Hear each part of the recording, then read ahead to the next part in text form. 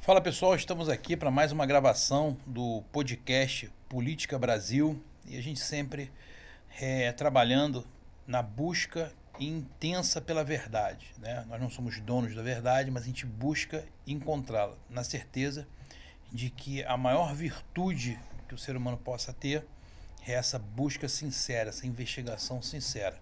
E hoje nós vamos falar de vários temas que interessam para a sociedade.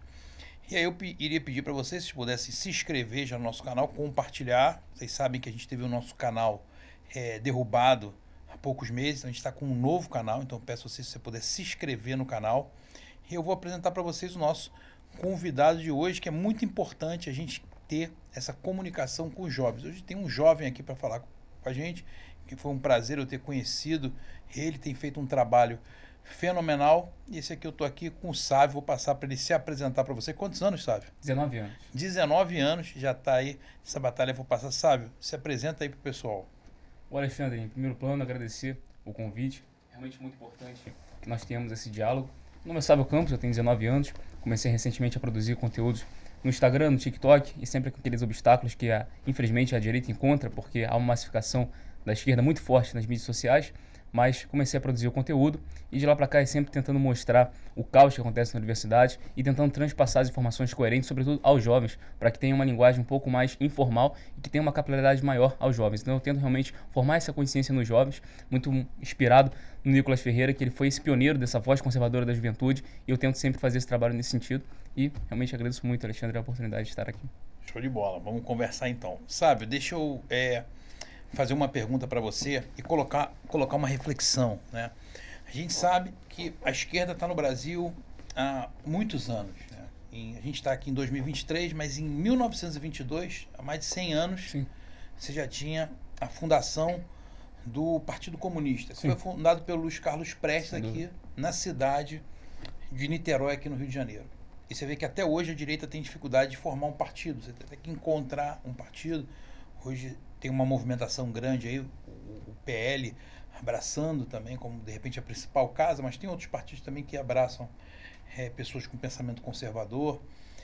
Mas de 1922 eles vieram, a gente teve ali ações mais violentas na década de 60, ali 1960, em 1964 tem aqui que começa-se um regime militar. E enquanto os militares vencem aquela luta armada, aquela luta física, né, a esquerda utiliza de uma outra estratégia e começam a penetrar em várias instituições. Mas parece que eles tiveram muito sucesso em duas áreas, né? Uma foi a mídia e a outra, sem dúvida nenhuma, e essa eu acho que eles tiveram mais sucesso ainda, foi que eles conseguiram penetrar muito bem, com maestria, para o mal, né, mas penetrando com maestria, foi na parte do sistema educacional. E aí você começa a influência com jovens, começa a influenciar os jovens professores. E aí é muito interessante a gente ver, que nem você falou do Nicolas Ferreira, que ele vem para quebrar um pouco isso. Muitos jovens têm esse pensamento de direita, mas ali dentro se sentem pressionados dentro de uma universidade pública, dentro de uma escola pública também. E aí você, como jovem, com 19 anos, como é que diante desse cenário, vivendo nesse período que a gente vive, de cancelamento do jovem, como é que surge o seu interesse pela política e o que você diria para um jovem que tem o pensamento conservador, é um cristão e não quer se entregar para esses professores de esquerda, quer continuar o estudo dele, mas como surge o seu interesse e o que você acha que o jovem pode fazer para ele conseguir manter os seus valores e passar por esse período educacional? Bom, o interesse surge a partir de 2016, quando é me recomendado alguns vídeos, eu começo a me inteirar. Eu sempre tive uma órbita familiar um pouco politizada, mas eu era muito inerte a isso, achava realmente que não fazia muita importância eu me inteirar, que eu tinha que ter meus amigos, enfim, que isso era realmente coisas para deixar que uma pequena parcela de homens engravatados vão tomar conta por mim. Enfim, até lendo muito a Bíblia, você chega em Tiago, capítulo 4, versículo 17, Alexandre, que fala que aquele que se omite está pecando. Então eu começo a ver que a política tem interferência direta até mesmo na liberdade religiosa. Então quando, por exemplo, o cristão, quando, por exemplo, o evangelho fala contra o aborto, contra a ideologia de gênero, contra essas pautas atrozes que é a esquerda quer dar prossecução, tão somente a política, de fato, pode fazer isso. Então, assim, o espaço do cristão na política é muito importante. Foi a partir daí que eu fui cristalizando esse meu interesse, esse meu engajamento na política, através da lente de que a política é extremamente importante para a nossa vida social e, sobretudo, para a liberdade de fé. Então, não vendo a política como um conjunto de homens engravatados que estão lá no Congresso, que estão lá no Senado e falando coisas difíceis, um juridiquês diferente da população e tal, isso é muito chato e tal, mas não. A política é coisas pequenas, é um trabalho de formiguinho. Por exemplo, a política, na sua semântica primeira, é influenciar pessoas. Então, até mesmo quando você evangeliza, você está, de certa forma, fazendo política. Mas uma política salutar, uma política saudável. Infelizmente, a palavra política ela foi muito manchada, muito maculada. Então, tudo envolve política. Então, quando você tem essa lente de que tudo envolve política, até mesmo o teu ser, até mesmo uma bala, o imposto que tu paga sobre uma bala, e aí até mesmo, aí eu falo de coisas maiores, como, por exemplo, a liberdade religiosa, a pregação do evangelho e colocar o evangelho na prática, aí, de fato, você vê que tudo isso envolve política, Alexandre. Então, assim, foi inevitável realmente o meu ingresso à política, agora conhecendo as figuras como, por exemplo, João Fernandes, o Nicolas Ferreira, a Ingrid aqui do Rio de Janeiro também. Então, isso eu vejo que não estou sozinho. E já entra também essa questão de como o jovem, ele que está na universidade, que está na faculdade, no colégio federal, no colégio particular que seja, que tem realmente essa pressão ideológica muito forte. Eu acho que é sempre formar grupos. Formar grupos, sempre tem uma ou outra pessoa que não tem talvez coragem de falar com você, de deblaterar, de bradar suas ideias, opiniões, mas talvez no particular elas concordam com você. Eu, por exemplo, estudei no Colégio Federal Pedro II. Então lá era uma pressão ideológica muito forte. Como disse, tem um evento que aconteceu que foi a minha primeira aula de história para integrar a turma. A professora de história fez um evento para formar duplas. E aí eu caí com uma garota e uma das perguntas que era para ser feita um ao outro era em quem você vai votar. A garota fez a pergunta, eu fiz a ela primeiro, ela falou que ia votar no Haddad, à época, 2018, e eu falei que ia votar no Lula. A partir dali foi realmente algo assim que eu até me assustei. Porque ela levanta... Não, peraí. Você falou que ia votar no Bolsonaro. No Bolsonaro. Tá. No Bolsonaro. E ela falou que ia votar no Haddad. Sim. E aí, ela se levanta, ela grita, esperneia, enfim. E a partir dali eu vi que eu não estava num ambiente tranquilo. Realmente estava num ambiente pesado, num ambiente de pressão muito forte. Após até essa aula, a professora veio falar comigo, veio falar como é que você pode votar num cara desse, num fascista, nazista. Então, assim, a partir dali eu vi que eu estava quase numa guerra. Infelizmente, não era nenhuma escola, era uma guerra mesmo.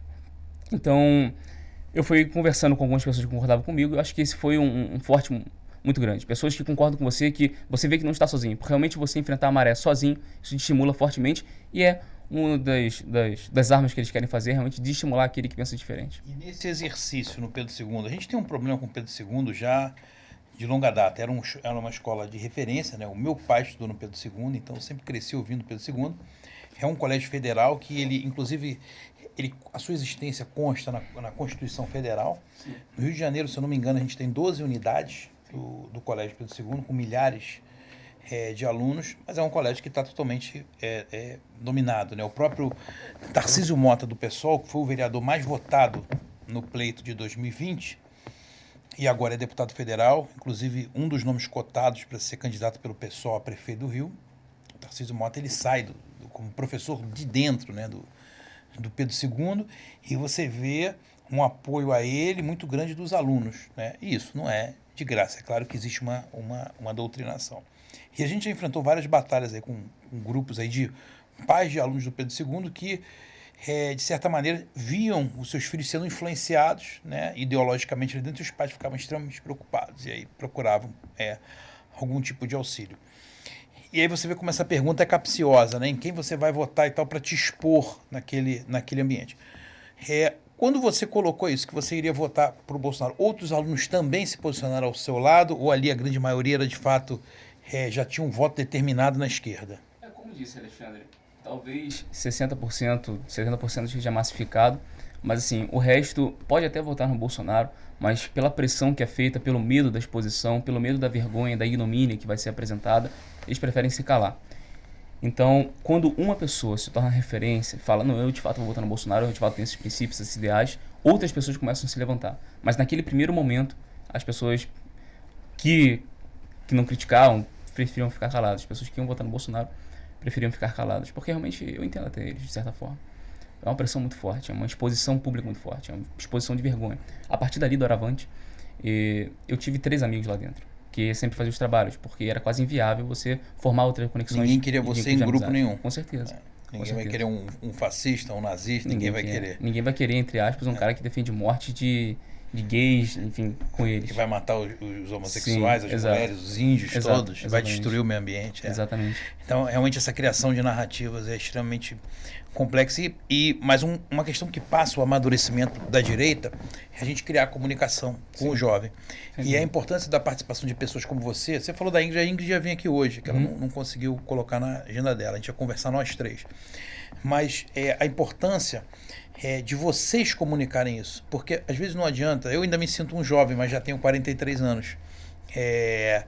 E assim, muitas vezes o jovem não quer ouvir, porque é um outro período, tá? Um outro período da vida.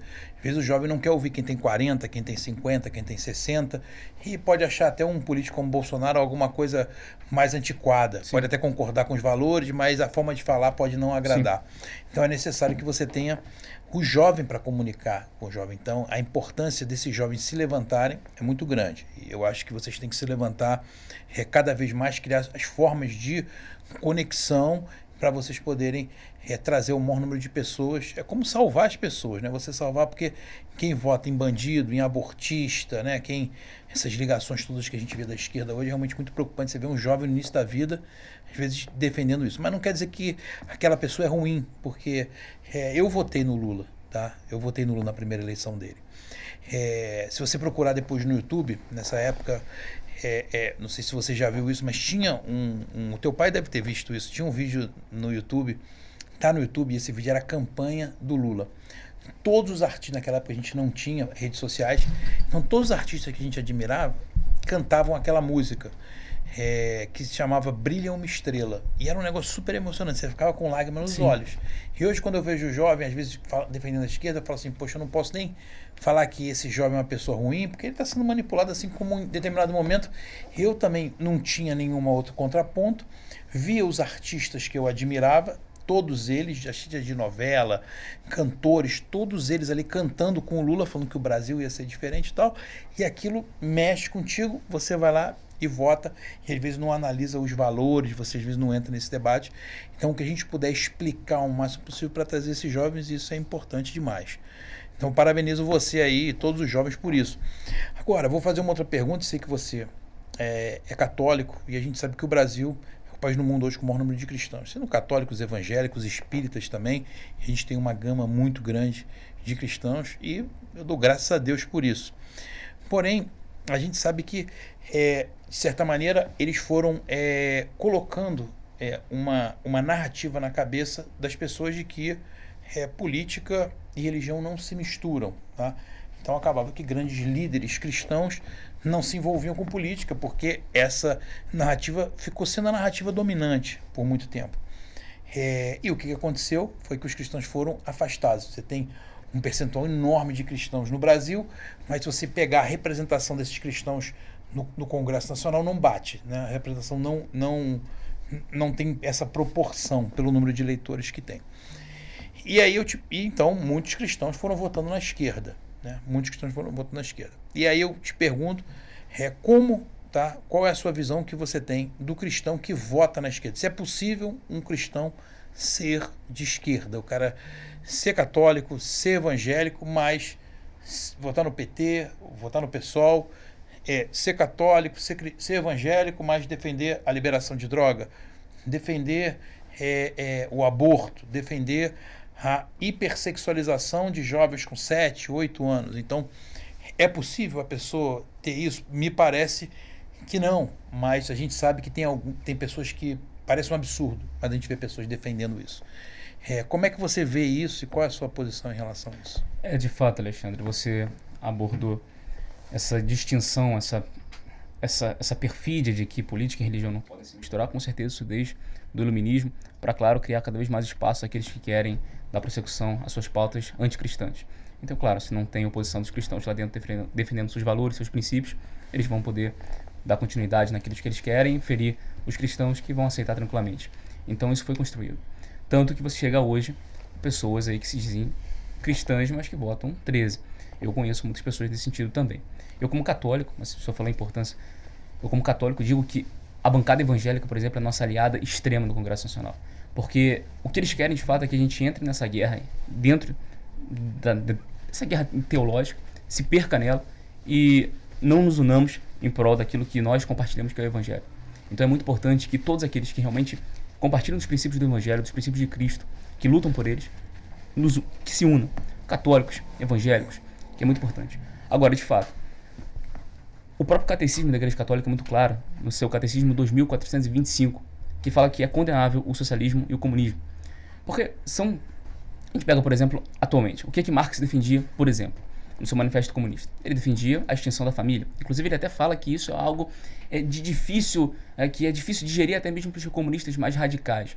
Mas ele fala que se não tiver uma abolição da família, vai ficar sendo mantida esse respeito ao autoritarismo patriarcal. E aí esse respeito ao autoritarismo patriarcal é uma construção burguesa para que saia dali pessoas que vão ser exploradas cada vez mais. Enfim, que a família é uma construção, um alicerce burguês e que induz ao capital, induz alicerçado pelo capital, esse respeito, essa submissão ao autoritarismo. Então ele crê nisso, Marx, então ele defende abertamente a abolição da família, inclusive posteriormente na escola de Frankfurt também a gente vai ter nesse sentido, sempre numa dialética mais cultural. Mas, e você vê, a abolição da família. E claro, a família é um alicerce cristão. Quando Cristo fala que vai construir, ele fala em Gênesis, Deus fala em Gênesis, que você vai com sua mulher, vai construir seu filho, vai formar prole. Você tem já uma órbita familiar. E a órbita familiar, ela rege a estrutura cristã. Então, em primeiro plano, já de antemão, dessa primeira análise de que Marx defendia em seu Manifesto Comunista abertamente a abolição da família, que é a estrutura principal do cristianismo na órbita familiar, você já vê que é praticamente inviável um cristão se dizer comunista. Mas o que eu acho interessante, porque o comunismo, há uma dialética, há uma narrativa de que Jesus Cristo, por exemplo, ele era socialista.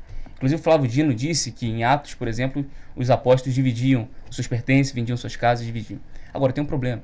Eles faziam isso voluntariamente, porque eles queriam, porque estavam seguindo o Evangelho. Eles faziam isso porque existia um Estado ditando a ortodoxia da sociedade, concentrando poder e propriedade para ele e distribuindo, independente se você queira ou não. Então, assim, há essa guerra de palavras que consegue seduzir aquele que não tem muito interesse de ingressar, de fato, nas ideias de Marx, posteriormente na escola de Frankfurt, enfim. E ele acaba sendo seduzido por essa narrativa de que é possível, sim, um cristão se envolver com o socialismo. Isso é extremamente inviável. E a gente pode pegar pautas atuais mesmo, como a aprovação do aborto, como a ideologia de gênero, a sexualização das crianças. Cristo fala, antes de você você tirar a inocência de uma criança, mais vale você amarrar uma pedra sobre o seu pescoço e se jogar no mar. Cristo fala que é importante você ter o coração de inocência de criança para entrar no reino de Deus. Então há uma subversão das crianças para formar realmente uma massa ideológica desde a adolescência, mas sempre nessa relativização. E aí é inevitável entrar, por exemplo, na escola de Frankfurt mesmo, que é essa dialética progressista no desenvolvimento da cultura. E aí quando você erotiza a criança cedo, quando você apresenta uma relativização dos valores e princípios morais e cristãos, essa criança começa a ser uma revolucionária, entre aspas, e começa a desconstruir os padrões morais impostos, e isso é bom para a revolução comunista que quer ser implantada. Inclusive foi essa marca entre a transição de Marx, do conflito armado, para o conflito cultural.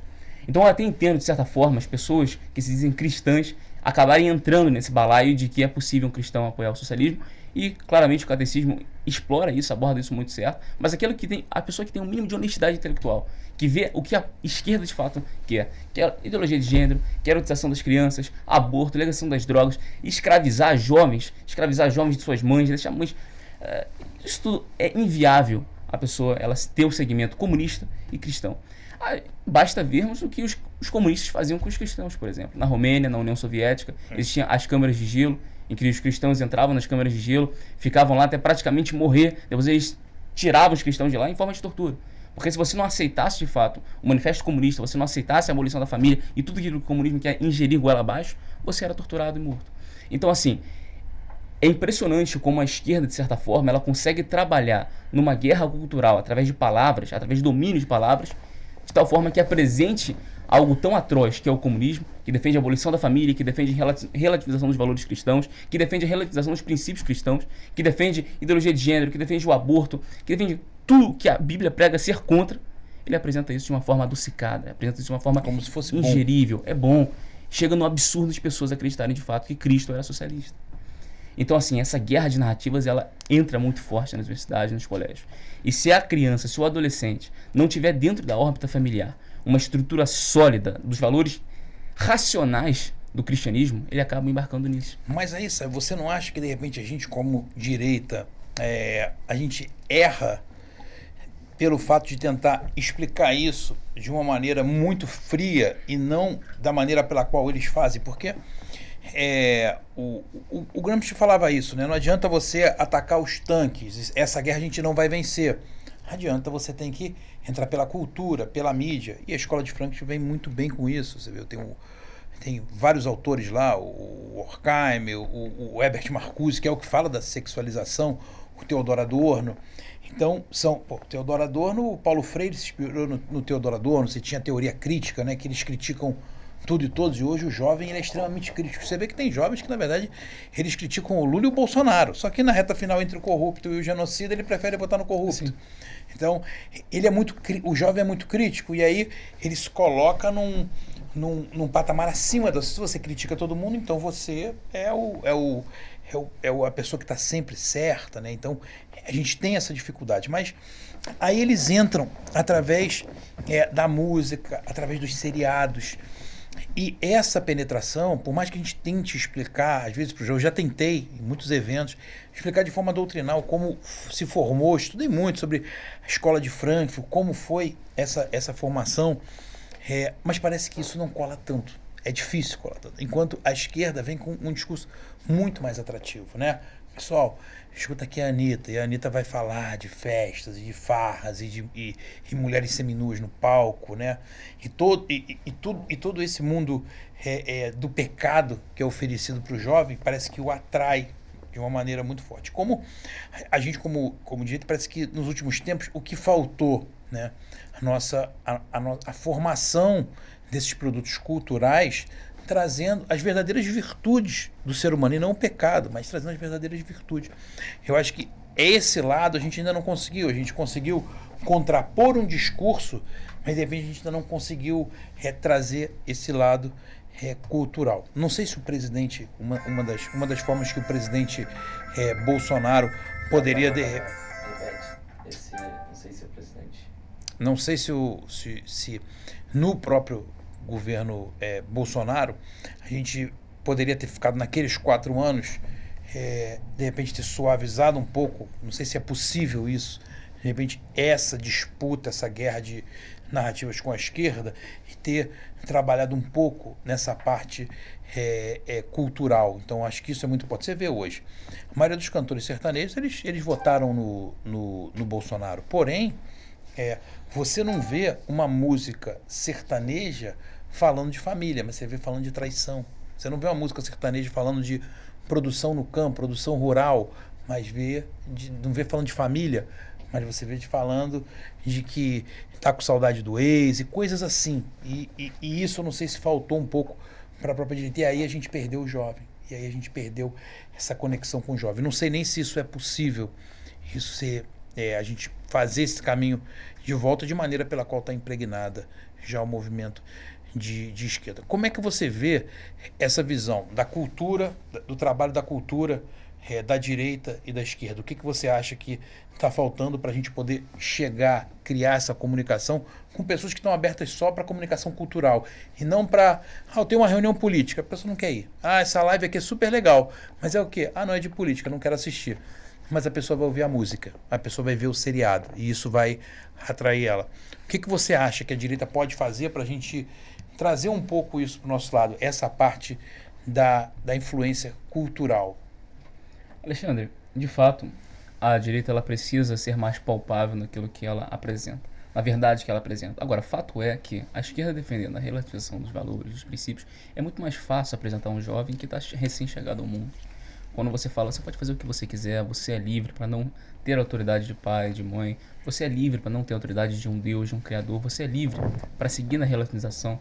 Eles não apresentam, claro, Foucault, não apresentam a Escola de Frankfurt, não apresentam o Manifesto Comunista. Eles apresentam o discurso, porque de fato aquilo que importa é o discurso, não importa a base ideológica por trás. E o jovem acaba entrando muito nisso. quando se defende a verdade sendo absoluta, a verdade sendo aquilo que Cristo é a verdade, e aquilo que Cristo prega, que Cristo ensina, e no regimento do próprio ser, inclusive Santo Agostinho fala sobre isso. Fala que independente de você ser cristão ou não, você consegue chegar numa verdade através da visão racional, da visão natural racional. Agora, há uma certa dificuldade de fato da esquerda da direita de se apresentar mais palpável aos jovens. O que é importante que deve ser feito, eu acredito que a esquerda investir muito, que a direita investir tal qual a esquerda investe, como o próprio Olavo de Carvalho falava nessa necessidade, o professor Olavo batia muito nessa tecla, da direita estar mais presencialmente, mais nos movimentos estudantis, formar realmente essa consciência dentro. 2 pessoas que estão lá dentro, começar a conversar com os jovens, apresentar coisas que são incoerentes, apresentar coisas que o próprio discurso da esquerda é contraditório, e apresentar essa, não revestido realmente, de falar, olha, isso é uma estratégia da escola de Frankfurt, do Manifesto Comunista, não dessa forma. Sim. Mas forma que é mais palpável ao jovem. De forma que o jovem consegue, através de um silogismo básico, através de uma ligação básica, enxergar a contradição naquilo. Enxergar que ele indo aos moldes da esquerda, de liberdade, no fim, ele se torna escravo. Então, mostrando eventos históricos, mostrando essa realidade, mostrando um discurso mais palpável, com movimentos dentro das próprias universidades, movimentos de direita, é possível. É possível você apresentar, de fato, não a ideologia massificada, difícil de ser ingerida, ruim, mas apresentar a verdade de forma que o jovem entenda de fato. E através de uma verdadeira racionalização ele consegue chegar naquilo. Esse apresentamento de movimentos sociais de direita. Eu acho muito importante isso. Sim, eu acho isso. Você vê, a esquerda, eles conseguiram penetrar na UNE, né? A UNE é um dos maiores movimentos de esquerda que tem hoje. Você vê, saiu como presidente da UNE o Lindbergh Faria, foi prefeito de Nova Iguaçu, foi senador, vereador e agora é eleito como deputado federal, uma liderança de esquerda que vem do seio da UNE. A UNE vem fazendo várias lideranças de esquerda. O que a gente vê quando a gente entra numa universidade federal é muito triste, tá? Quando a gente entra numa universidade federal. Eu vi que você fez um vídeo muito bom há pouco tempo. Eu saí da faculdade, eu me formei em 2003 em Direito, né? Sou advogado, me formei em 2003 na Cândido Mendes, uma faculdade de Ipanema, que não tinha isso tudo. Provavelmente tinha, obviamente, um discurso mais suave e tinha já, que na época, obviamente, nós não percebíamos esse discurso, não tinha, você vai perceber quando você sai da faculdade, mas não tinha essa, do jeito que está hoje em dia. O tempo foi passando, quando eu comecei a estudar o professor Olavo de Carvalho, em 2016, 2017, eu falei, não é possível, será que as universidades estão assim? Tinha muito tempo que eu não entrava na universidade. E aí um dia eu falei, poxa, eu vou na UFRJ, ver como é que tá. E depois fui na UERJ. Fiquei assustado, e isso já tem alguns anos. Inclusive uma vez eu fui na UERJ, no Maracanã, e no último andar tinha um auditório, e lá dentro estava tendo curso de militância do pessoal, abertamente, curso de militância do pessoal, um auditório lá dentro. O reitor da UERJ foi candidato a deputado federal pelo PT no Rio de Janeiro agora, não foi eleito, mas o último reitor, né, o nome dele é Ricardo, ele é um advogado, doutor Ricardo. Então você vê a reitoria, professores filiados ao PT, ao PSOL, e essa ideologia ela vem carregada. E você anda lá dentro, você vê críticas a Bolsonaro, o Olavo de Carvalho nem se fala, é pior ainda. Então você vê tudo isso lá dentro. O que você viu nessa sua visita que você foi, o que inspirou você a fazer esse vídeo e o que você viu quando você chegou lá nessa universidade? Sim, o que me inspirou foi porque eu já tinha ido fazer prova na FRJ e vi aquele ambiente extremamente insalubre, de pichação, de lascívia, de conteúdo sexualmente explícito, de Carlos Marighella. Eu já tinha visto aquilo, inclusive alguns amigos que estudam lá, eles falam dessa questão, até a própria Júlia de Castro, que foi muito perseguida, ela estuda. Sim. Lá ela faz história. Então, eu falei, vou dar uma olhada. Já tinha recebido, inclusive, umas fotos de como estava o ambiente lá e fui ver. E é assustador, porque é dentro do ambiente... Aquilo é qual campus? Aquilo é o campus de letras, aquilo é o prédio de letras. Ah, sim, já fui, ali no fundão, né? Isso, ali aqui na cidade. Né? Aquilo é o campus de letras. E realmente é lamentável, porque o próprio ambiente já é uma linha de produção de mini revolucionários de esquerda. Agora, realmente é complicado. Agora, voltando um pouco, Alexandre, sobre a questão de como apresentar mais palpavelmente ao público, Sim. aos jovens sobretudo, é porque hoje a esquerda ela coopta muito os discursos sociais, ajudas sociais. Por exemplo, a proposta de renda mínima, que até o Suplicy defende muito, é uma proposta no fundo liberal de Milton Friedman. Então, sendo apresentado um pouco, tirando essa cooptação que a esquerda fez dos movimentos sociais, já é possível a penetração da direita. Mas com certeza, a FRJ ela mostra como chegou o grau praticamente máximo de consolidação de domínio da esquerda no ambiente. E aquelas pichações, elas são muito mais que pichações e que pseudo-liberdade de expressão. Aquilo é praticamente um arco do triunfo. Como um cachorro que urina no local para falar que ali é o domínio dele. Até porque o reitor da faculdade podia mandar pagar, pintar sem aquilo dúvida, ali. O sem problema dúvida. não é recurso, porque eles consomem bilhões. Sem dúvida, né? sem O dúvida. problema não é falta de recursos. No dia que você fez o vídeo, eu até te mandei aqui, há uns 3 anos atrás, tinha um rapaz de uma igreja aqui, do bairro de Jacarepaguá, que ele estudava lá. Ele falou: Alexandre, você tem que ir lá para ver como é que tá. Eu fui lá na Universidade de Direito. E aí a gente entrou, tava tendo uma reunião no auditório, e aí as pautas que eles estavam falando eram só de esquerda, e o microfone passava. Quando o microfone passou, eu estava sentado, eu peguei, e o nome desse evento era Ninguém Solta a Mão de Ninguém. Aí eu falei para ele, o que vocês estão fazendo aqui é uma doutrinação, vocês são professores, vocês não deveriam estar fazendo isso. Inclusive o nome do evento é Ninguém Solta a Mão de Ninguém. E falei no microfone, até de maneira educada, mas coloquei minha posição, e levantei depois e saí. Quando eu levantei, eu vi que eu estava sendo vaiado, mas saí e fui embora. O tempo passou, 3 anos depois, eu recebi uma notificação da Polícia Federal, da Associação de Professores da Universidade, falando que eu teria cometido um crime de injúria. E aí eu tive que depor umas 3 semanas, tem 3 anos que isso passou, eu tive que depor para esclarecer disso, enfim. E como é que eles fazem? Ou seja, se você vai lá e até de maneira educada fala: pessoal, olha só, vocês estão aqui influenciando jovens a ter um pensamento político e tal, não façam isso e tal, que a gente sabe que é só para marcar uma posição, eles vão e colocam você como se estivesse cometendo um crime, aí você é obrigado a depor. Então tudo isso vai te cansando, vai te desidratando. E eu tive lá uma vez, eu me lembro que tinha até uma área, que era uma área onde os jovens só fumavam maconha. Sem dúvida. Tá? Não sei se chamava Ilha da Fantasia, tinha um canto, e você passava e os jovens ficavam lá fumando maconha mesmo, abertamente. Isso aí dentro de uma instituição pública. Então isso não deveria estar acontecendo, e a gente tem que se colocar exatamente contra isso. Fazer uma pergunta para você como jovem, eu queria que você desse a sua opinião. Qual a diferença que você vê hoje, que eu sei que isso é uma pergunta de interesse das pessoas. Como jovem, qual a diferença que você vê do Lula e do Bolsonaro? Acredito que o Lula tem um discurso muito digerível, muito pseudo-digerível, porque ele coopta de fato esses movimentos sociais. Ele apresenta todo esse discurso da escola de Frankfurt, mas sem falar de escola de Frankfurt, como a gente estava falando aqui. Ele apresenta sempre essa questão de que os jovens têm que ser livres mesmo, e que é um absurdo a questão da pandemia, sempre isso, que é um senso comum fantasiado de um senso crítico. Porque é aquele cara que critica o Bolsonaro na pandemia, que critica as vacinas, narrativas que foram construídas, na verdade, sem evidenciações sólidas. O cara que critica isso, ele é crítico. Então, por eles serem críticos, eles veem o Lula com ele coopta esse discurso, ele personifica esse discurso, então vem o Lula realmente como esse representante do senso crítico, apesar de ele ser analfabeto. Esse representante das vozes de juventude, de liberdade, movimento LGBT, movimento negro, isso tudo através daquilo que o Lula fala. Então, acaba que o discurso do Lula ele acaba sendo mais digerível àqueles que não têm uma base mais sólida. A diferença que vejo do Lula e do Bolsonaro são diferenças sólidas. A diferença é que o Lula defende um projeto de poder pessoal e mostrou isso durante toda a história.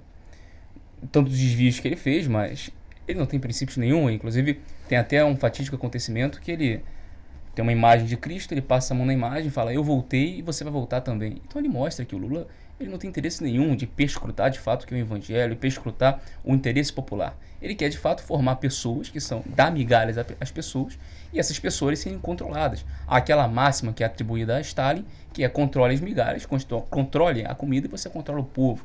Recentemente, inclusive, ele deu uma declaração falando que o pobre, o que o trabalhador tem que fazer? Trabalhar. O que o pobre tem que fazer? É esperar os auxílios do governo. Então, O Lula, ele quer permanecer pessoas realmente que vivem numa órbita vitimista e parasitária, pessoas que vivam dependentes do governo e que votem no governo independente das ações feitas por causa de um auxílio, de um Bolsa Família, e não quer que essa pessoa cresça. E esse é o discurso da esquerda, essa vitimização da esquerda. Ele chega numa pessoa que é negra, que veio da periferia, que quer empreender, que quer crescer, fala, não, você é um pobre coitado, você precisa de um auxílio, você precisa de uma ajuda. Ele subverte a potência da própria pessoa. Então, e esse discurso muito bem falado. Você precisa de uma cota, né? Você precisa de uma cota. Você precisa de uma ajuda, você precisa do governo, e isso o Lula pode te apresentar. E quando ele forma essa cristalização dentro da movimento negro, por exemplo, já coloca em contraposição que o Bolsonaro é um racista, que ele falou dos quilombolas, isso tudo, esse discurso. E claro, a pessoa ela acaba sendo pressionada e ela vai pelo discurso bonito, doce da esquerda. O movimento é claro. O Bolsonaro representou, e acredito firmemente que, Alexandre, nosso primeiro grande evento que aconteceu aqui no Brasil foi a primeira missa que foi celebrada aqui. Então, o alicerce cristão, católico, evangélico, ele é muito presente na sociedade brasileira. E o Bolsonaro ele representou essa personificação de uma voz conservadora de 80%, 90% da população, que de fato é, ainda que não vote diretamente no Bolsonaro, mas perscrutando a si mesmo, encontra esses valores cristãos. Então, viu no Bolsonaro essa personificação de uma voz conservadora e de um basta dessa ditadura que estava sendo imposta, dessa doutrinação imposta desde a redemocratização. Então, o Bolsonaro representou essa voz de liberdade, essa voz de menos burocracia, e falando de questões mais populares, questões mais próximas ao público, essa voz do público empreender, essa voz do público crescer, essa voz do público não querer construir, botar os seus filhos sendo, apresentar valores cristãos sólidos, ele entrar na universidade sendo heterossexual, ele entrar sendo cristão, sendo uma pessoa que segue os princípios, e sair de lá um relativista, um ateu e um homossexual por influência da universidade. Então o Bolsonaro ele representa essa voz conservadora. O Bolsonaro ele representa essa voz que quer que as pessoas empreendam, que quer que as pessoas cresçam, que não quer esses princípios sendo vilipendiados aqui dentro. E o Lula ele representa totalmente o oposto. Ele representa a subversão da potência da sociedade brasileira por um projeto de poder. Não, e exatamente. E quando você está falando de conservadorismo, eu até paro e penso aqui. O próprio político de esquerda, sabia que ele é conservador na família dele? Sim. Ele não quer isso com Sim. os filhos dele. Sim. A família dele é sólida, né? Então, às vezes, a família do cara é sólida. Sim. A gente vê a Thalíria Petroni do PSOL, deputada federal, deve ter tido mais de 200 mil votos aqui no Rio, você não teve isso, mas foi perto disso, muito votada. Você vê ela com a barriga enorme, né? Para ser mãe, casada, defendendo o aborto, né? Então isso assim é uma aberração, porque eles na família deles, eles querem o conservadorismo, eles querem a estrutura familiar, né? A última vez que eu estava em Brasília agora, eu peguei um elevador junto com o Glauber Braga do PSOL e a Sâmia Bonfim, eles são casados e tem um filhinho pequeno, estava no carrinho, eu não vi nem se era menino ou menina, mas eu sei que eles têm um filho. Sim. Ou seja, a estrutura deles é familiar, mas eles defendem que o jovem vá para a hipersexualização e vire à noite numa rave, use drogas e acabe com a vida, mas eles querem isso. Então, isso é sim uma hipocrisia, uma incoerência, uma coisa que as pessoas deveriam ter essa visão. Mas parece que muitas vezes não têm. Por quê? Porque eles tentam manter a sociedade na ignorância. Parece que isso interessa para eles. Quanto mais ignorante for, mais fácil é de você manipular as pessoas. E aí, eles são contra isso. Mas eu te pergunto, para a gente sair da ignorância, depois eu conto aqui aonde eu busquei essas informações. Mas aonde você busca hoje, o que você gosta de ler, o que você gosta de assistir, como é que você se alimenta? Porque antigamente, quando eu tinha a sua idade, como é que a gente se alimentava, né? Até a idade do seu pai, que acho que tem um pouco mais de idade do que eu, mas a gente lia Jornal Globo, a gente lia Revista Veja, via Jornal Nacional, Globo News, a gente estava ali sendo manipulado sem saber. Algumas informações chegavam e a gente aceitava, mas a gente já era manipulado, infelizmente não percebia. Eu lia jornal todo dia. E aí, com o tempo, o jornal foi piorando, né? Eles foram tentando manipular mais ainda, e isso é um movimento mundial, mas no Brasil, sobretudo, isso é muito forte. E aí as coisas foram ficando, foram aparentando, foi ficando na cara, e aí a gente começou a dar um passo atrás e buscar informações em outros canais. Você hoje gosta de se informar, ler, onde é que você vai buscar essas informações para você poder ir formando o seu pensamento crítico? Bom, eu acho que primeiro lugar, evitando locais insalubres, como por exemplo, infelizmente, a gente pode falar como o TikTok ele interfere diretamente na democracia de um país, na soberania nacional, por exemplo. Por isso que o Trump ele teve pretensão de banir o TikTok, tal como o Reino Unido tem vários obstáculos nesse sentido, porque, é como o senhor disse, se você não é livre para ter acesso àquela informação, se a informação é estorvada até você, você não é livre para votar. Você não tem informações suficientes para destrinchar aquilo que de fato é coerente aos seus princípios e fazer a escolha correta do voto. Então, em primeiro lugar, é não consumir locais insalubres, não ficar em locais que vão apresentar coisas realmente que são extremamente voluptuosas, que são coisas pérfidas, que são coisas ruins a serem ingeridas. Acho que é a primeira coisa. Agora, em segundo lugar, uma pessoa que eu recomendo bastante, que eu acompanho muito e que ele fala muito desse alicerce, é excepcional, é o Guilherme Freire. O Guilherme Freire, ele faz lives diárias, eu acompanho bastante ele. Eu comecei acompanhando sempre o professor Olavo, porque o professor Olavo é excepcional, inclusive sobre a Escola de Frankfurt, sobre o Manifesto Comunista, sobre tudo. Eu tive esse alicerce com o professor Olavo. Recomendo os canais realmente que buscam essa apresentação dessa verdade. Mas livro do professor Olavo, você leu o quê? Você leu o Mínimo? O Mínimo eu não li, eu li Imbecil Coletivo. Imbecil sim. O Imbecil Coletivo eu li. Agora, eu também recomendo bastante, eu como católico, mas independente se é evangélico, se é católico, é por exemplo o canal do Padre Paulo Ricardo. O Padre Paulo Ricardo ele apresenta uma verdade, e uma verdade à luz da razão. Inclusive tem cursos dele que ele só vai falar de fé lá na quinto episódio. Nos primeiros é a luz natural da razão, que o ser humano ele é capaz de encontrar a verdade em si mesmo, através de, sem tão somente uma crença em Deus. Os mandamentos, por exemplo, de Deus, eles são tão somente apresentações diretas daquilo que um ser humano deve viver para ter uma vida minimamente salutar. Mas se o ser humano começar a perscrutar de fato, que se ele se entregar a relativismo demasiado, se ele entregar a devassidão sexual, ele se torna escravo de si mesmo, seus próprios prazeres, enfim. Então, eu acho que consumir sempre conteúdos que são relevantes, conteúdos que vão agregar, conteúdos que enxergam uma verdade, que você sente, inclusive, uma elevação da alma. Aristóteles falava muito nesse sentido, de ascese da alma, enfim, ascese espiritual, mas eu acho que realmente é isso. Primeiro plano é evitar conteúdos que desagregam, é evitar conteúdos que atrofiam o cérebro, evitar conteúdos que são ruins à personalidade, ruins ao pensamento crítico de fato.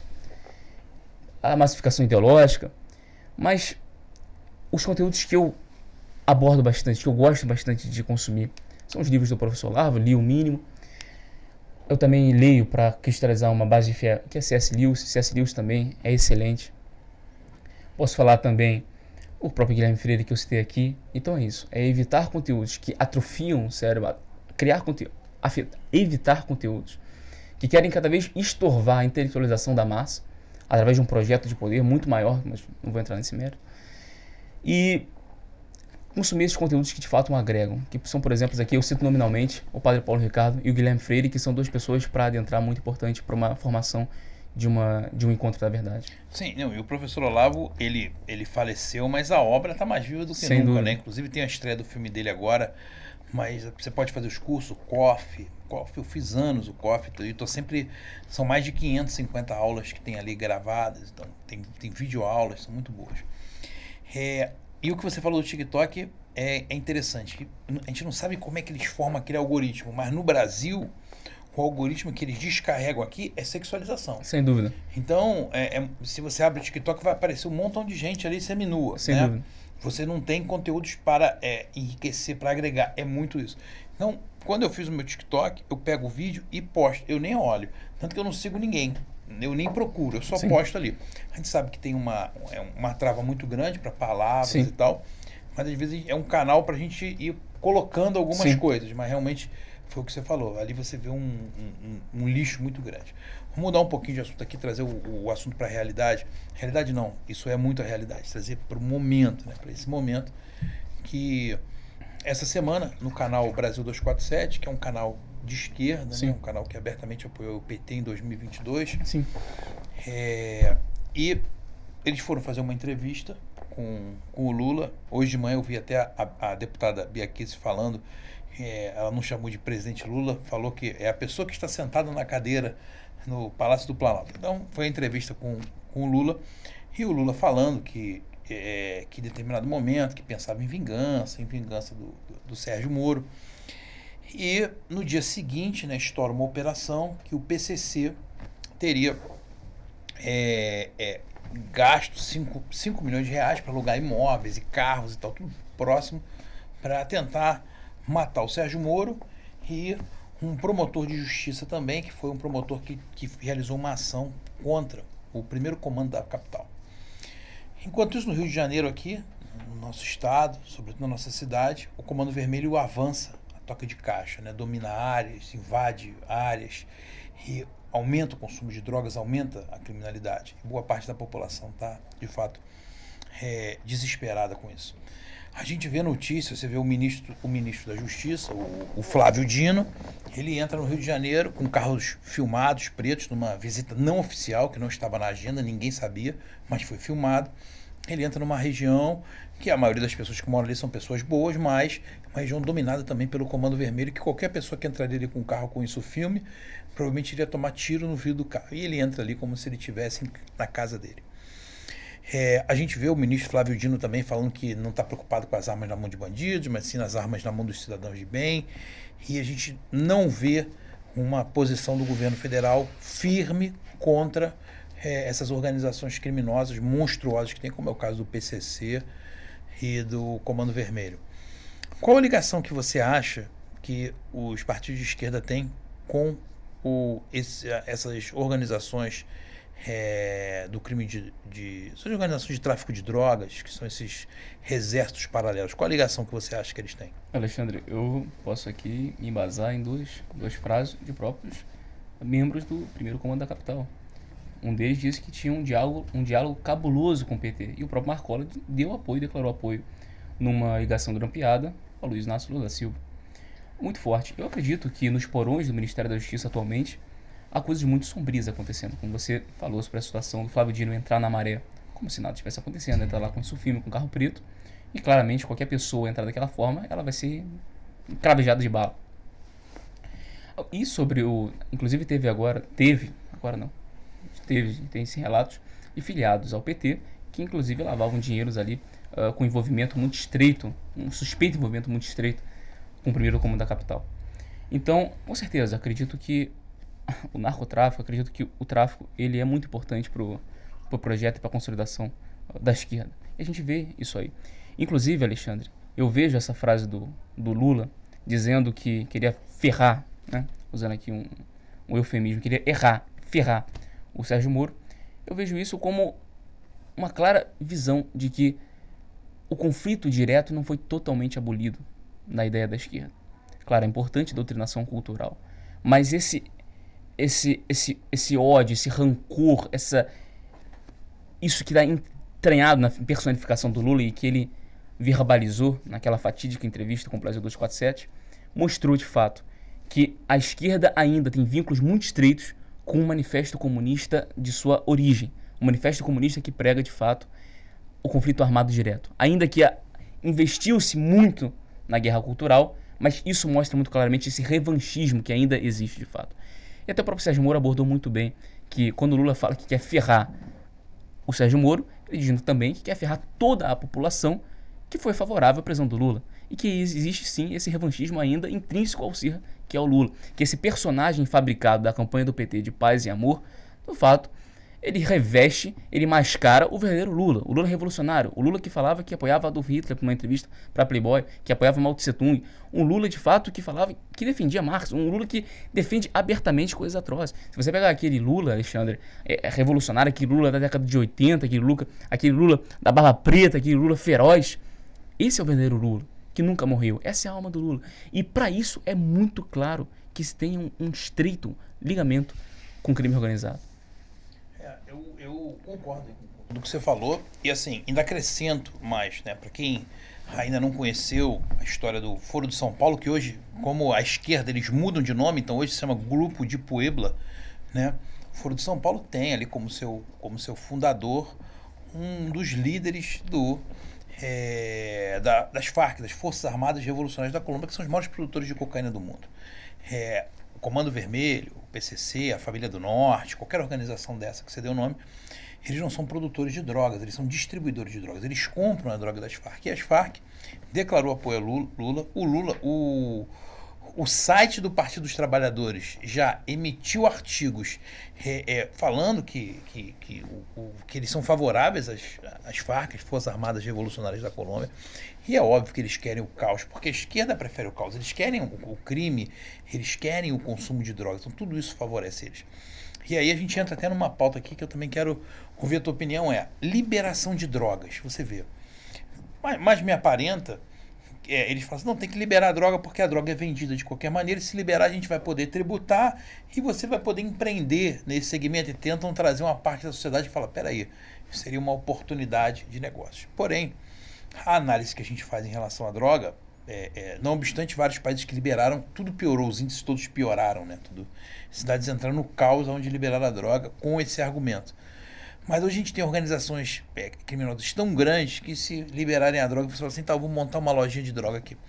Será que o PCC vai deixar? Será que o Comando Vermelho vai deixar? Então, o tamanho dessas organizações mostra que essa é mais um argumento contra essa narrativa de liberação das drogas. Qual é a posição que você tem em relação à questão de droga?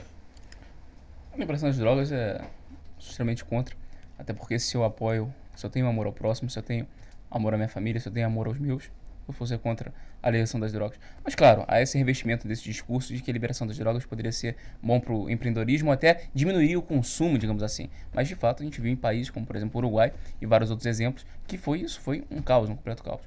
Agora, sempre isso é muito revestido de um projeto maior. Acredito que a liberação das drogas seria de fato incluso na relativização dos valores e aí na escravidão da própria pessoa, naquela realização da liberdade, enfim. Agora, eu sou extremamente contra. Acredito realmente que é lamentável que ainda tem cristãos de fato que apoiem a liberação das drogas. É triste. É verdade. E vamos lá, vamos entrar aqui agora no assunto, para a gente já caminhar para o final. Diante de tudo que aconteceu agora, da vitória em 2018, 2022, a derrota, a gente sabe, né, não vou nem entrar aqui nessa, como é que foi o pleito eleitoral, a gente sabe de tudo que aconteceu, mas quem sentou na cadeira foi o Lula. Então, diante de tudo isso que a gente passou, desse momento que a gente tem, como é que você acha que a direita tem que se organizar agora para a gente poder avançar, para o nosso trabalho não parar, para a gente não ser perseguido e continuar avançando? Você tem um evento aí no sábado, se você quiser também falar do teu evento que vai acontecer agora, mas quais são os próximos passos? Perfeito, Alexandre. Eu acho o seguinte, há em tramitação a regulamentação do Congresso Nacional, que isso é uma pauta que todo mundo que está minimamente inteirado na política sabe. É um interesse muito forte dos partidos de esquerda, sobretudo do Partido dos Trabalhadores, de regulamentar a mídia social. Então eu acho muito importante que a direita invista nos eventos presenciais, como a esquerda fez desde a redemocratização, com o movimento estudantil. A direita forme bases sólidas presenciais, corpo social local, para que formem referências, lideranças que vão engajar. Um trabalho de formiguinha, que foi feito desde lá a criação do Partido Comunista, por Prestes e tal. Agora, em que o Olavo de Carvalho falava isso, ele inclusive quando o Nicolas Ferreira perguntou a ele qual seria a estratégia em que nós devemos fazer de fato, essa pergunta parecida com essa. O próprio Dirceu, ele falou, eu vou repetir aqui o que o Dirceu disse pro movimento de esquerda: investir no trabalho de base, investir no trabalho de formiguinha, convencer o teu colega na universidade, no colégio, no trabalho, ser uma referência de voz onde você estuda, onde você mora, não necessariamente dentro da vida pública, mas talvez posteriormente, mas agora onde você vive. Você não ter medo de bradar suas opiniões, porque vão ter pessoas também que vão concordar, e você também vai catequizar pessoas que estão inertes, pessoas que estão dispersas. Então é importante que a direita invista nessa aglutinação presencial e não fique tão presa ao Twitter, ao WhatsApp, ao Instagram, ao Kawaii, ao TikTok, porque cada vez mais o cerco vai fechar, e essa é a estratégia. O Lula viu, inclusive, a esquerda viu que tanto com o Bolsonaro, mas a direita ela conseguiu ter uma ascensão muito forte nas redes sociais. Agora eles pegaram até os Janones para ser essa voz, mas eles viram que eles ficaram muito inertes com esse avanço na rede social. Agora eles estão querendo inverter isso. Deixa então as vozes para aqueles que são influenciadores de esquerda, como por exemplo Felipe Neto agora vai ser responsável contra o discurso de ódio. Felipe Neto, junto com a Manuela Dávila, enfim. Mas eles falam... defendeu a fala do Lula, né? Falou que o que o Lula falou pro Sérgio Moro não tem problema sim, nenhum. Sim, é um pensamento passado. Isso. Essas construções narrativas realmente para ainda personificar no Lula aquele personagem de paz e amor, mesmo o Lula falando as coisas atrozes que ele fala. Agora, mesmo ele apoiando, por exemplo, Hitler abertamente numa entrevista que ele fez à Playboy. Mas acredito que a direita tem que fazer esse trabalho de base. Por exemplo, você, na universidade, no colégio, no trabalho, falar com um colega, não tenho medo de me indispor, eu não quero ser indiferente. Mas, cara, isso é um princípio maior, é você deixar um legado para a tua prole, deixar um legado para a tua família, deixar um legado para as futuras gerações. E aí você se importa de fato com os princípios que você acredita com a verdade absoluta. Então, assim, é importante a direita não ficar tão presa aos seguidores, não ficar tão presa às visualizações, mas ficar presa de fato aos movimentos, a presenciar olho no olho, ao convencimento, ao trabalho de base. E aí sim, investindo nas universidades, e aí sim, investindo nos colégios, com movimentos sociais e apresentando realmente um discurso mais palpável. Realmente, Alexandre, a gente fazendo até uma retrospectiva daquilo que a gente disse inicialmente, é importante que a direita largue um pouco desse discurso e de apresentação um pouco mais massificada de escola de Frankfurt. Isso é importante, intelectualização. Mas tem que apresentar o jovem que está na universidade, que está quer saber de sair, de balada, de namorada, de garoto. Não fala, olha, veja bem, a escola de Frankfurt tem uma oligarquia internacional que quer te dominar. Não, negativo, cara. É você apresentar de fato as coisas sólidas. Apresentar essas incongruências, por exemplo, que acabou o senhor falando também, que foi da esquerda que defende a abolição da família, defende esse fim do patriarcado. No fim, submeteu ao próprio patriarcado. A própria Manuela Dávila, ela defende, lute como uma garota. Mas aí quando o Lula falou, olha, cala a boca aí porque eu vou me candidatar. Ah, tá bom, então tá bom. Deixa o Haddad lá que eu vou ficar sendo vice aqui. Ela, por exemplo, criticou a Damares, que falou que menina usa rosa e menino usa azul. Mas ela mesma estava colocando lá os filhos dela, o menino com azul e a menina com rosa. Luciano Huck, a Angélica também. Né? Ela também, estava lá ela, com o marido dela do lado, com um berço e tal. Então realmente esse pessoal defende a abolição da família para a sociedade, para subverter a sociedade. É quase aquilo praticamente, o Alexandre. O traficante ele não usa a droga que ele vende. Claro, ele quer subverter as pessoas, ele quer gerar dinheiro com aquilo, ele quer financiar um projeto de poder dele, mas ele mesmo não cai naquilo. Até o próprio Pablo Escobar mesmo, tem até uma leitura que eu fiz, de que ele convencia muito, falava muito pro filho dele os perigos da cocaína, ele era o maior narcotraficante à época. Então tem muito desse sentido, dessa subversão, apresentando esse discurso mais palpável, Alexandre, aos jovens, não tão ideológico, mas mostrando as contradições. E aí sim, você entra em questões de verdade, você mostra que essa relativização, isso no fundo torna você escravo. Hoje, por exemplo, as feministas que se dizem ser contra o patriarcado, contra as oligarquias, no fundo são elas que mais financiam oligarquias, que elas que mais são essa máscara de um projeto de poder. Os marxistas, Alexandre, eles falam o seguinte, olha, todo mundo tem um interesse por trás, ninguém faz nada por bem. Então por que eles acham, por que eles acham que o George Soros, que as oligarquias internacionais estão financiando, por exemplo, os movimentos feministas, movimentos de Black Lives Matter, esses movimentos? É porque são pessoas boazinhas? O Lula, por exemplo, é uma pessoa muito boazinha, é uma pessoa que quer realmente que as pessoas sejam livres? Não.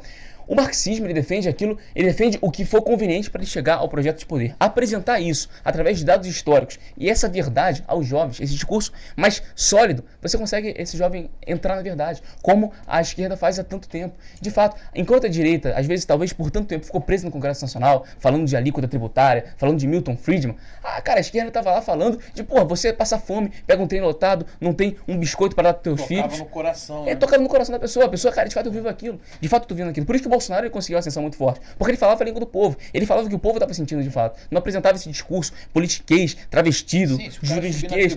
Claro. Milton Friedman, o povão não chega. Não chega. O cara tá no trem lotado. Exato. Então, assim, é importante apresentar esse discurso. Fazer movimentos de base, movimentos sociais sólidos, presenciais.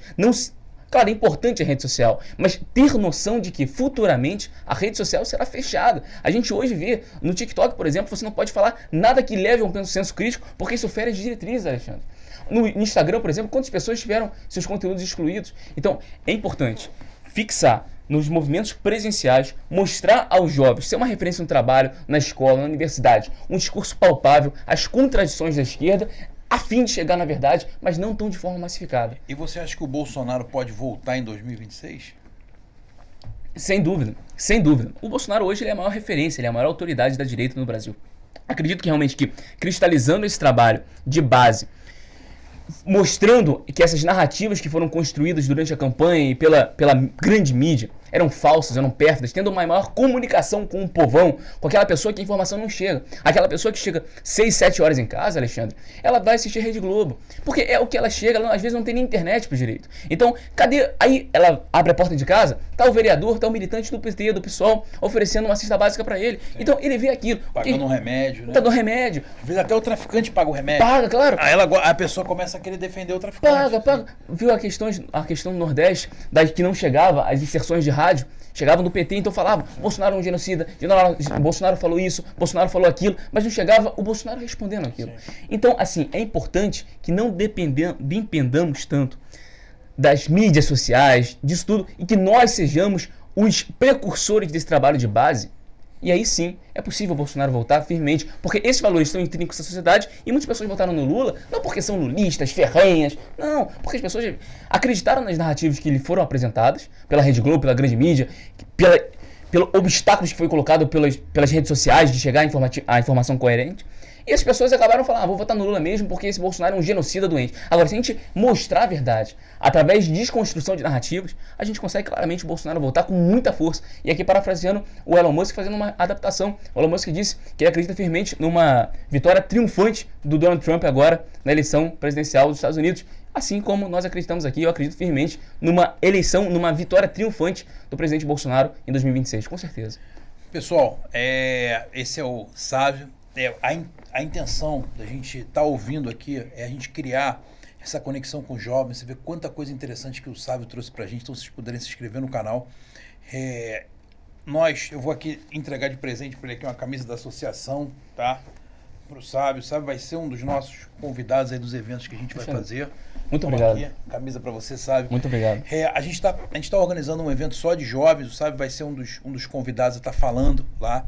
Então, isso já está sendo organizado. A gente vai ter aí 3 a 4 jovens de referência, como o Sávio, que estão ajudando a quebrar um pouco esse paradigma, essa hegemonia que existe hoje no sistema educacional. E a gente vai fazer esse trabalho aos poucos, reuniões pequenas, de 5, 10, 20, 30 pessoas, e a gente sempre buscando a verdade. O mais importante para a gente é a gente ter essa busca sincera pela verdade. Nem sempre nós estamos certos, mas a gente está sempre buscando entender. Vários assuntos aqui que a gente trouxe, a gente pôde apontar a hipocrisia da esquerda.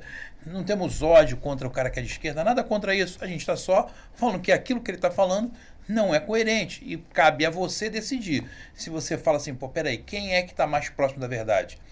É esse pessoal aqui que está defendendo esses valores conservadores, ou são esse pessoal aqui que está defendendo o comunismo, que é o movimento que mais matou na história? Nenhuma guerra, nenhuma epidemia, nada se compara ao comunismo. Por exemplo, eles defendem o aborto, nada matou, nenhuma guerra, nem a Segunda Guerra Mundial, nem Guerra do Vietnã, nada se compara ao número de vidas que são retiradas nos abortos em clínicas que eles defendem como questão de saúde pública.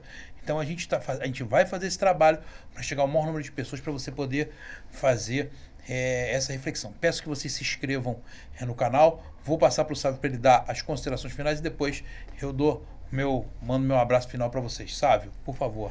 Ô Alexandre, realmente agradecer muito essa oportunidade, porque é muito importante, eu fico muito feliz de ver que a direita está se unindo bastante, apesar dessa pseudo-derrota na eleição passada, mas a direita está se unindo bastante, e ia falar que não perca a esperança. Não, você que está na universidade, no colégio, que está sendo perseguido, você que não pode falar de fato dos valores, não seja sufocado por isso, não se deixe levar por um discurso fácil, não realmente acabe indo naquela maré que está sendo levada para não se indispor com seus colegas. Não, você não precisa criar uma guerra, mas você apresenta seus valores sólidos, firmes, tente formar uma estrutura no seu colégio, na sua universidade, no seu trabalho. Você sempre formando isso é muito importante. Então essa é a dica que eu dou, porque eu vivenciei isso na pele no Colégio Pedro II, fiz estágio na Fiocruz, então enfim, eu tive, isso não é uma utopia que eu estou falando, é uma coisa que eu vivi na prática, ter realmente a consciência de que o evangelho não é utópico, não é no campo das ideias, então essa anomalia da pessoa falar, eu sou a favor do aborto, eu sou contra o aborto, mas eu sou a favor que outra pessoa aborte, eu não vou me investir na outra, ou seja, isso é anomálico, porque prega o evangelho como se fosse realmente algo utópico. Então assim, tenha isso em mente. A direita sempre fazer esse trabalho de base, apresentar um discurso mais palpável. Claro, é bom a intelectualização, mas não tanto falar de Milton Friedman, de lei tributária, falar coisas que o contribuinte, o cidadão, sente na pele. Desconstruir essas narrativas, formar sistemas de base, enfim. Inclusive, Alexandre, se você me permite, eu vou aqui falar que sábado agora a gente vai ter um evento. Um evento agora sábado, dia 25, às 9h30. Vai acontecer em frente ao Guanabara da Rio do Ar, ali na Paróquia Bom Pastor, vai ser um encontro inicial ali. Então todos aqueles do Rio de Janeiro aqui estão extremamente convidados, vão ser muito bem recepcionados, porque apesar do encontro inicial ser ali na paróquia, todos aqueles que compartilham o Evangelho estão muito bem-vindos. Pessoas que são de esquerda, pessoas que são de esquerda mesmo, porque vamos tentar catequizar pessoas que não são catequizadas. Vamos apresentar de fato. Não tenha medo de se indispor com um colega que vota no Lula. Conversa com ele. Então, pessoas, inclusive, que discordam de mim, compareçam lá, pessoas de esquerda, pessoas que são, talvez, da Umbanda, pessoas que são espíritas, pessoas que são católicas, evangélicas, todos nós aglutinamos forças em busca da verdade. Como o Alexandre bem disse aqui, nós não odiamos o adversário que pensa diferente da gente, tão somente buscamos a verdade e vemos que essa relativização é uma hipocrisia baseada num projeto de poder pessoal de pessoas que querem, de fato, controlar essa relativização moral da sociedade. Peço, inclusive, que o pessoal aí me siga, se quem quiser, no Instagram, é Sávio Campos RJ, SAVYO, Sávio Campos RJ com Y. No TikTok agora é Sávio Campos 21. Agora eu vou sempre investir mais no Instagram e no YouTube também, que vou começar lá, que é o Sávio Campos também RJ. Então Sávio Campos RJ no Instagram, Sávio Campos RJ no YouTube e Sávio Campos 21 lá no TikTok. Valeu, pessoal. Esse é o Sávio Campos. Segue ele lá. Faça inscrição também no nosso canal. Compartilhe esse vídeo com o maior número de pessoas. E é um prazer ter vocês aqui com a gente. Um grande abraço a todos e obrigado.